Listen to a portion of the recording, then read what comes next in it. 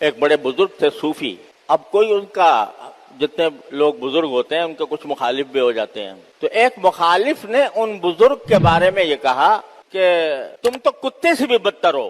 منہ پر کہہ دیا کہ تم کتے سے بھی بدتر ہو. تو جواب میں ان بزرگ نے کہا کہ بھائی ابھی مجھے پتہ نہیں ہے کہ میں کتے سے بدتر ہوں یا نہیں ہوں. ابھی مجھے پتہ نہیں. اگر اللہ تبارک و تعالیٰ نے مجھے جہنم سے محفوظ کر لیا اور جنت میں داخل کر دیا اس وقت تو مجھے پتہ چلے گا کہ میں کتے سے بہتر ہوں. لیکن اگر اللہ تعالیٰ نے کہیں پکڑ کر لی تو یقیناً میں کتے سے بدتر ہوں.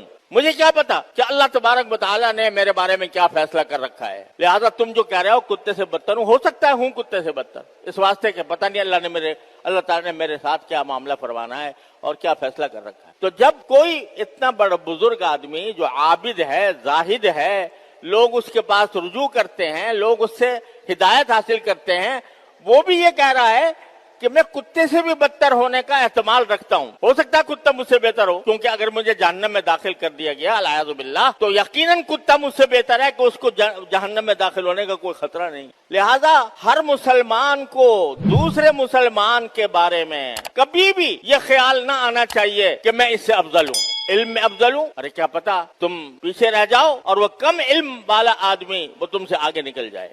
اگر تم سمجھتے ہو کہ میرے پاس مال دولت زیادہ ہے لہذا میں اس سے افضل ہوں تو ٹھیک ہے، دولت تمہارے پاس بے شک زیادہ ہے، لیکن بعض اوقات وہ غریب آدمی جو جس کا بیچارے کا کوئی پوچھنے والا بھی نہیں ہوتا تو اس کو اللہ تبارک و تعالیٰ کے ہاں ایسا مقام حاصل ہوتا ہے کہ بڑے بڑے علماء اور صوفیاء کرام بزرگان دین پیچھے رہ جاتے ہیں اور وہ آگے نکل جاتا ہے. فرمایا رب اشعث اغبر مدفوع بالابواب. بعض لوگ ایسے ہوتے ہیں کہ ان کے بال پراگندہ، جسم کے اوپر غبار چڑھا ہوا، مزدور آدمی جسم پہ غبار چڑھا ہوا، لوگوں کے پاس دروازے پر جائے تو لوگ دھکے دے کے نکال دیں، ایسا آدمی ہوتا ہے.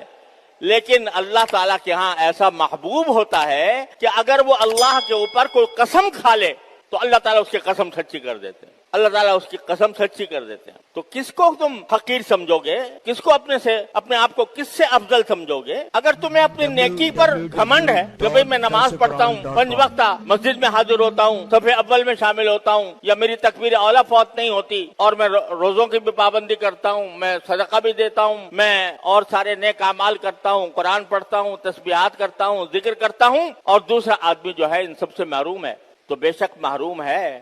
اس کے لیے دعا کرو کہ اللہ تعالیٰ اس کو اس مشکل سے نکال دے. لیکن اپنے آپ کو اس سے افضل سمجھنا یہ انتہائی خطرناک بات ہے. یعنی ایک نمازی بے نمازی کو حقیر سمجھے، ذلیل سمجھے اور اپنے آپ کو اس سے افضل سمجھے، اس کا بھی کوئی حق نہیں. کیا پتا انجام اس کا بہتر ہونے والا ہے یا تمہارا بہتر ہونے والا ہے. حدیث میں ایک بڑی خطرناک بات ہے جو رسول کریم صلی اللہ علیہ وسلم نے ارشاد فرمائی کہ بعض لوگ ایسے ہوتے ہیں کہ ساری زندگی ان کی نیک اعمال میں گزری اور ان کے اور جنت کے درمیان بالکل تھوڑا سا فاصلہ رہ گیا، لیکن اللہ بچائے بعد میں آخر میں ان کے حالات میں ایسا انقلاب آیا کہ وہ آخر میں جا کر بے دین ہو گئے اور ملحد ہو گئے، اور اس کے نتیجے میں جب خاتمہ ہوا تو خاتمہ ایمان پر نہیں. اور بہت سے ایسے ہوتے ہیں کہ ساری زندگی غفلتوں میں گزری، گناہوں میں گزری، بدعمالیوں میں گزری، لیکن جب موت کا وقت قریب آنے لگا اللہ نے توبہ کی توفیق بخشی، توبہ کی توفیق ہو گئی اور ساری زندگی کے گناہوں سے اس نے توبہ کر کے معافی مانگ لی تو خاتمہ ایمان پر ہوا. اللہ تبارک و تعالیٰ اب دیکھو پہلا آدمی باوجود ہے کہ وہ نیک تھا لیکن آخر میں جا کر اس کے حالات خراب ہو گئے اور اس کے نتیجے میں وہ جہنمی بن گیا. اور جو دوسرا آدمی جو ساری زندگی بدعمالیوں میں گزری تھی لیکن خاتمہ ایمان پر ہوا، عمل صالح پر ہوا، تو اس واسطے اللہ تعالیٰ نے اس کو جنتی بنا دیا.